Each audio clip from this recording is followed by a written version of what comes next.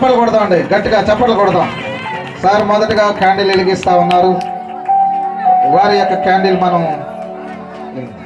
నేను లోకములకు వెలుగై ఉన్నాను అని ప్రభువు చెప్తున్నారు. నేను